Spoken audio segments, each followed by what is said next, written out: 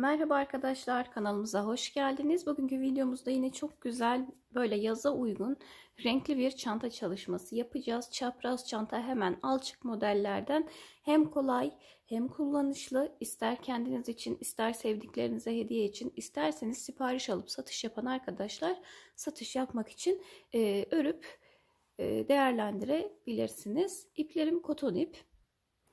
Tabii ki tercihe ve imkanlara bağlı olarak çanta yapımına uygun farklı ipler de kullanılabilir. Tığım şöyle 3.25 aldım ama duruma göre değerlendireceğim. Belki 2.5'la da yapabilirim. Ya da 3 numarayla. Dediğim gibi gidişata göre şekillenecek. Eğer kanalımıza abone değilseniz abone olmanızı rica edeceğim ve hemen anlatıma geçeceğim. Ben 3 renk tercih ettim, fakat istediğiniz renk sayısında yapabilirsiniz. Tek renkte yapılabilir, 2 renkte yapılabilir ya da daha çok sayıda renkte yapılabilir arkadaşlar. Hemen şöyle 5 tane zincirimi çekerek başlıyorum. İlk zincirin içerisinden tığımı geçirip aldığım ilmeği de tığımdakinden geçirdim. Bir tane zincir çekip orta halkasını oluşturmuş oldum. 2 tane zincirimi çekiyorum buraya. İpi üzerine aldım. Hatta bir tane daha çekelim. 3 tane olsun. Tekrar ipi üzerine aldım. Şöyle halkamızın içerisinden ilmeğimi çıkardım. 1 2 3 defa da çıkararak üçlü trabzan yapıyorum. Tekrar sardım. Yine bir üçlü trabzan yapıp 3 tane zincir çekiyorum. İpi tekrar üzerine aldım. Burada zincirle birlikte 3 tane yan yana trabzan oldu. Tekrar yan yana 3 tane trabzan yapacağım yine.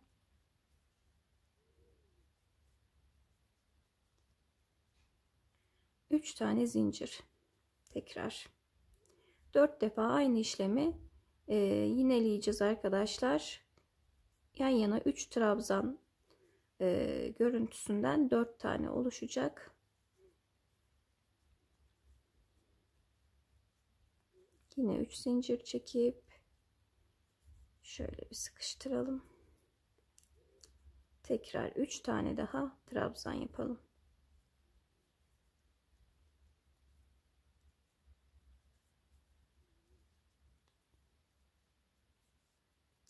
Bir, iki, üç zincirimi çekiyorum. Buradaki zincirin tepe noktasından tığımı geçirip ilmeği de kaydırdım.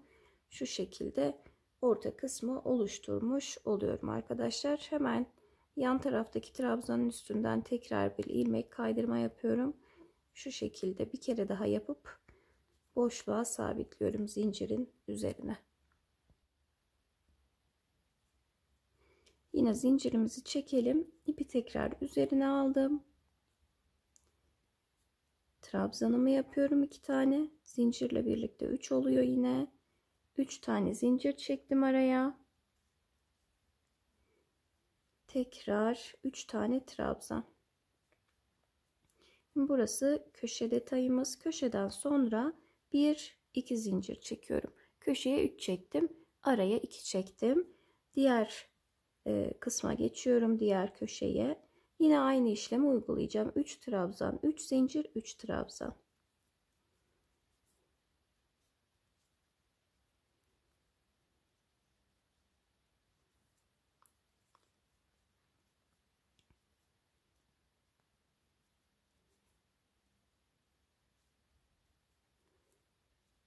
Köşeyi tamamladım. 2 zincir çekiyorum. Burası şöyle ara kısım, kenara gelen boşluk kısmı. 2 zincir buralar.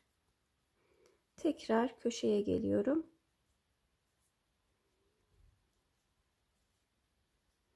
Köşede yine aynı. Burayı da aynı şekilde dolanıp son kısma kadar gelelim.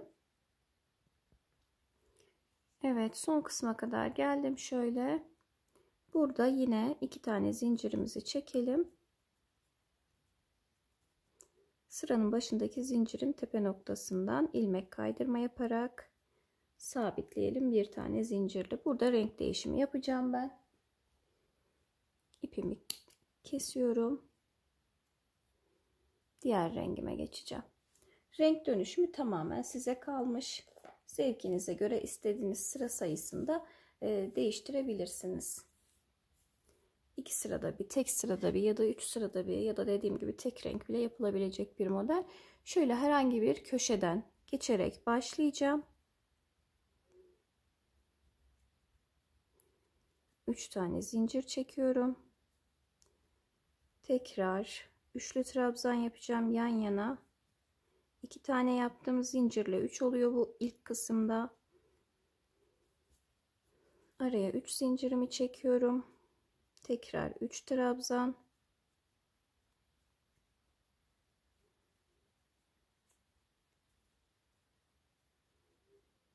Köşeyi yaptıktan sonra yine 1-2 zincir çekip ara kısma 3 trabzan,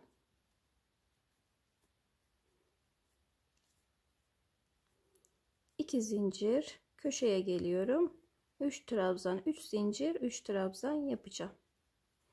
Bu şekilde diğer kenarları da dolanacağız. Bu şekilde motifimiz büyüyecek arkadaşlar. Kolay, güzel, kullanışlı modellerden birisi. En klasik hanım dilendi, bey beğendi dediğimiz model. Yeni arkadaşlar bile, hiç örgü bilmeyenler bile kolaylıkla yapabilir diye düşünüyorum. Dediğim gibi bu şekilde ilerleyeceğim. Şimdi köşeler aynı, ara kısım bu şekilde dolanacağım. Burada ipimi kırıp diğer rengime başlayacağım. Köşe yine aynı. Başladıktan sonra 2 zincir, 3 trabzan, 2 zincir, 3 trabzan. Sonra yine köşe derken bu şekilde her sırada şuradaki trabzan sayımız, yani araya battığımız 3 trabzanımız tek ilerleyen artacak. İlk sırada, yani burada bir tane, sonrakinde 2 tane, sonrakinde 3 tane şeklinde ilerleyerek devam edecek. Döngü aynı döngü. Bu şekilde motifimizi büyüteceğiz. Motiften 3 tane ayarlayacağız. Çantanın büyüklüğünü ne kadar isterseniz bu motifi o kadar ilerletebilirsiniz. Motifimi tamamlayıp geleceğim yine ekstra detaylar için. Evet, motiflerimi hazırlayıp geldim. Toplamda 3 parça 1, 2, 3, 4, 5, 6, 7, 8, 9 sıra olarak ördüm ben arkadaşlar. Kullanım şekline geldiğimizde şu şekilde motifleri ikiye katlayıp üçgen parçalar oluşturarak birleştireceğiz ve bu şekilde çantamızı oluşturacağız. Hemen şöyle katlayalım. İlk motifimizi yaptıktan sonra şu şekilde katlayıp çanta genişliğini istediğiniz büyüklükte ayarlayabilirsiniz. Bakın bu şekilde. İpinizin kalınlığına göre işte sıra sayısı, o sıra sayısından çıkan boyut değişecektir muhakkak. Benimki yaklaşık 24-25 santimlik bir boyutta oldu. İstediğim ölçülerde ayarladım. Ben sizler de dediğim gibi o şekilde ayarlamanızı yapabilirsiniz. Şimdi motiflerimin şöyle arka yüzlerinden birleştireceğim. İç kısmına gelsin istiyorum dikiş, ama aynı birleştirme tekniğini önden de yapabilirsiniz. Hani görüntü olarak birazcık değişiklik olacaktır. Her ikisi de güzel olacağına inanıyorum. Dolayısıyla hemen şöyle iki parça motifimi bir şuradan ekledikten sonra katlayıp diğer taraflarında birleştireceğim. Şu şekilde köşeleri köşesine getirip ipimi de alıyorum. Önce ilk köşemizden ipimi bir sabitleyeyim.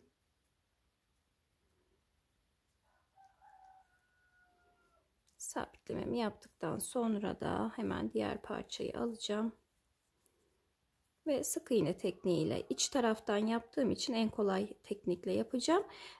Yalnız hani dış taraftan yapsanız da şart değil. İlla ki hani iç taraftan dedim ama dıştan da yapsanız aynı teknikle ve boyutlu güzel bir görüntü oluşacaktır. Dolayısıyla hiç sıkıntısız ister önden ister arkadan aynı teknikle birleştirmenizi yapabilirsiniz. Şuradaki iplerimize dikkat edelim. Bunları şöyle içe çekerek birleştirmemi sürdüreceğim. Görüntünün düzgün olması için. Şimdi köşede bir defa battım. Trabzanların üzerine batarak oralardan da birleştirmeleri yapıyorum. Bakın ilk trabzanın tepesi, karşı tarafta da karşılıklı olarak ilk trabzanın tepesine battım. Sık iğne yaptım. Burada da yine aynı şekilde ortadaki trabzan, karşılıklı olarak her iki katı birden alıp sık iğne yapıyorum.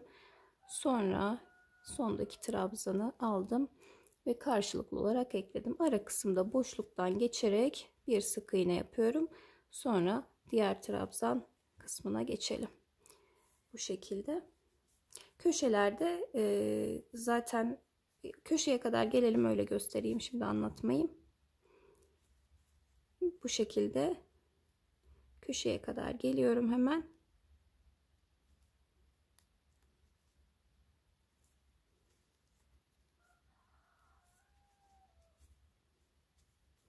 Şöyle bir de buradan bakalım. Şöyle köşeye kadar geldim. Köşeye geldiğimde bir tane sık iğnemizi bir yapalım. Hemen çevirelim.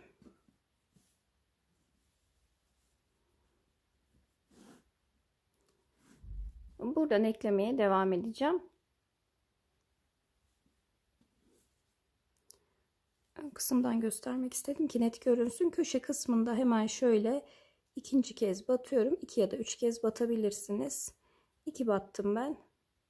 Sonra tekrar trabzanın üstünden devam edelim arkadaşlar.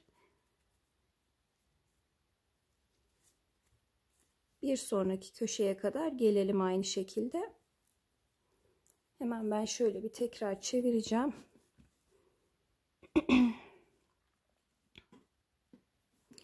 Şöyle yapalım.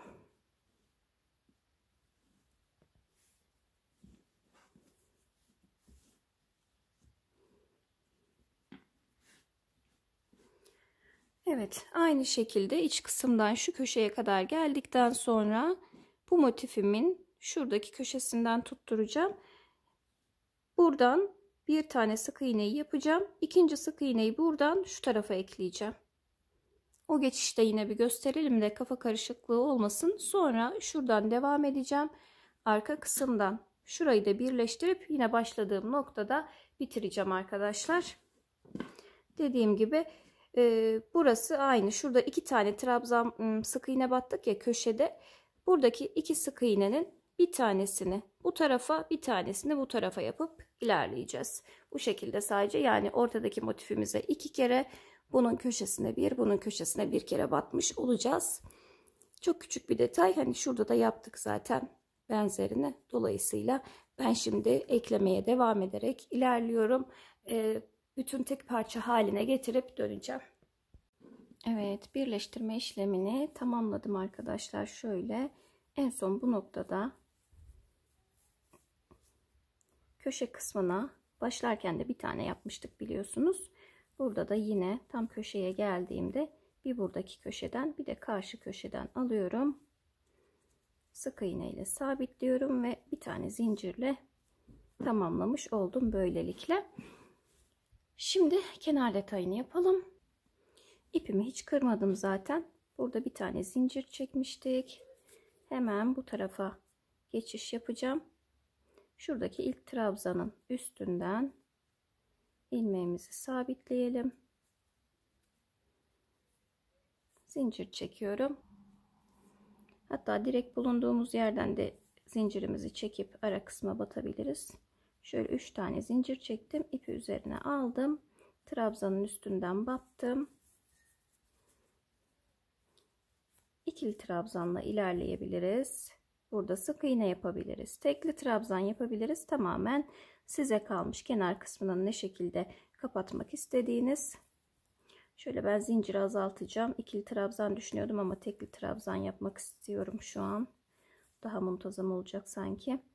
Şuradan hemen tek seferde çıkararak başlıyorum. İpi üzerine aldım. Trabzanın üstüne battım. 3 ilmeği tek seferde çıkardım. Bu şekilde yine trabzanların üzerine bir tane, birer tane, ara kısma zincir boşluğuna bir tane. Her trabzanın üstüne bir tane, zincir boşluğuna bir tane olacak şekilde etrafını dolanacağım. Hatta burada tığ numaramı bir tık inceltebilirim. Kenar kısmı daha derli toplu olsun diye. Evet, şimdi devam edeceğim aynı şekilde. Dediğim gibi trabzanların üstü bir, aralar bir, köşe kısımda şu noktada buraya 3 batabilirsiniz ya da 2 batabilirsiniz. Zaten 2 tane köşe var. Onun dışında şurada da yine trabzanların üstünden direkt karşı trabzana, buradaki son trabzandan buradaki ilk trabzana geçiş yaparak ilerleyeceğim. Şimdi dolanalım. Evet, şöyle başladığım noktada yine ilmek kaydırma yaptım, sabitledim. Bu şekilde bütün ipleri arkadaşlar şöyle hemen arka kısma çekelim. Ve arkadan da bir düğüm atalım. Hem iç kısma alınmış olsun hem de iyice sağlamlanmış olsun. Sonradan tam dip noktasından kesebiliriz temizlemek için ipleri. Bu şekilde düğüm atıp arka kısma çektikten sonra şöyle keserek bütün ipleri temizleyelim. Şimdi sadece sap detayımız kaldı. Bu aşamada isterseniz hazır sap kullanabilirsiniz. Biliyorsunuz birçok farklı çeşit ve renkleri var hazır sap modellerinin. Eğer değilse de yine birazdan yapacağımız gibi trabzan şeklinde bir sap detayı yapabilirsiniz. Hemen onu yapalım. Şöyle köşe noktasından, sivri uç kısmından başlayacağız arkadaşlar. Ne kadar genişlikte isterseniz, ben düz trabzan şeklinde yapacağım, onu söyleyeyim öncelikle. Ama isterseniz mesela şuradaki gibi artırımla dönerek ya da şuradaki gibi de yapılabilir aynı şekilde. Ben düz olsun istiyorum. Şöyle 3 tane trabzan ortada, sağdan soldan birer tane alarak toplamda 5 ilmekle bir trabzan yapmak istiyorum. Hemen şöyle doğru saydığımdan emin olmak adına, burada 2 ara görünüyor. Şöyle 4 tane de yapabiliriz. Daha ortalı oluyor. Şuradan sabitleyeceğim. Tam ortalayacak şekilde ilmeğimi alıp, hani ilmek sayısı değişebilir. Siz 2 batmışsınızdır. Dediğim gibi ona göre ayarlayın. Tam ortalı olsun. Hani dengeli durması adına. Onun dışında ekstra bir detay yok. Hemen trabzanımızı yaparak başlıyoruz. Kenar kısımdaki sık iğnenin üstünden yine devam edeceğiz. İster ikili trabzan, ister üçlü trabzan olarak çalışabilirsiniz.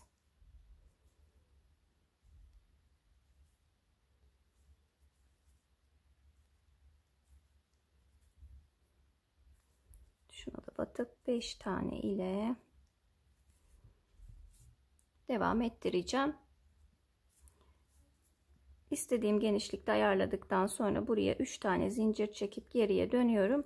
Sırasıyla bütün trabzanlarımın üstüne batarak yine trabzan oluşturuyorum ve sıra sonunda tekrar dönerek ilerleyeceğim. Tığım ince uçlu olanmış, sürekli ipin katı ayrılıyor. Şöyle hemen rahat örebileceğim numarayı alıp devam ediyorum. Ben de bu şekilde ilerleteceğim. Her trabzanın üstüne bir tane. Orayı ince tığ ile yaptığım için kalın tığın ucu geçmedi bu defa. Şurayı hemen bununla tamamlayayım. Üst kısmını rahat örerek. En sonda zincirin tepesine batmayı ihmal etmeyin. Birkaç defa sayın, hani sıranın sonuna geldiğinizde dönmeden bakın trabzan sayısı tam mı? Değilse hemen zincirin üstüne batmayı unutmuşsunuzdur. Onu ilave edin, dönün. Yeni arkadaşlar için özellikle söylüyorum. Bu şekilde. Şimdi devam edeceğim ben. Sıra sonuna geldim. Yine 3 zincirle dönüp sıradan bütün trabzanların üzerine batarak sap detayını bitireceğim. İstediğiniz uzunlukta yapabilirsiniz. Çapraz çanta yaptığımız için benimki biraz uzun olacak haliyle. Şu şekilde buradan devam edip karşı tarafta birleştireceğiz. En son şimdi döne döne sap detayını örüp geliyorum. Evet, sap detayını da tamamlayıp geldim. Benimki yaklaşık 60 santim civarı. Sizler de istediğiniz uzunlukta ördükten sonra en son şöyle düzelteceğim ve eklememi yapacağım arkadaşlar. Şöyle iç kısma gelecek şekilde yapacağız.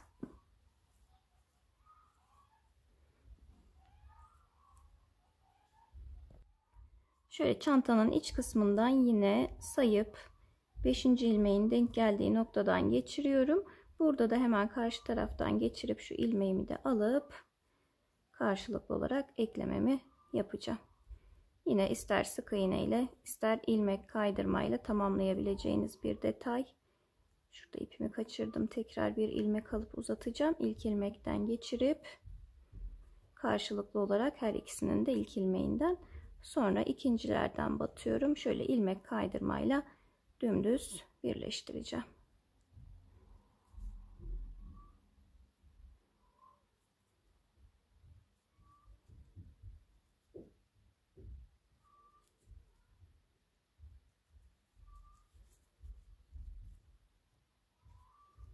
Bu şekilde tamamlamış oluyorum arkadaşlar. Şöyle hemen ikinci zincirimi de çekip ipimi orada kesiyorum. Azıcık uzun kestim yine. Her zaman olduğu gibi sabitlemek için şu ara kısımdan hemen içe çekelim. Ve bunu da burada sabitleyip sağlamlaştırdıktan sonra keselim.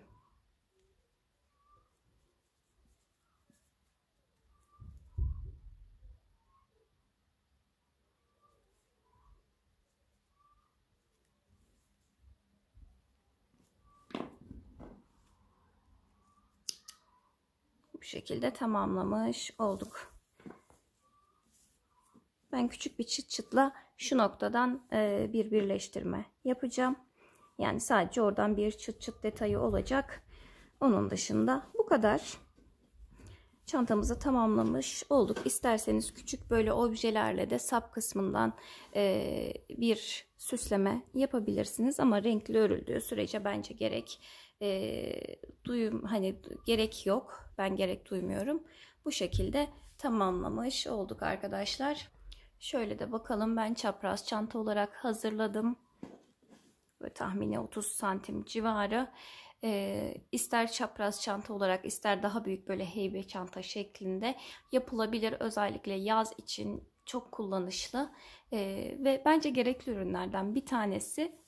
Gayet hoş ve şık duruyor. İnşallah sizler de beğenmişsinizdir. Yapacak arkadaşlara kolaylıklar diliyorum. Videolarımızın devamlılığı için beğenip yorumlarla da desteklemeyi lütfen ihmal etmeyin. Bundan sonraki videolarımızda görüşmek üzere. Hepiniz hoşça kalın, sağlıcakla kalın.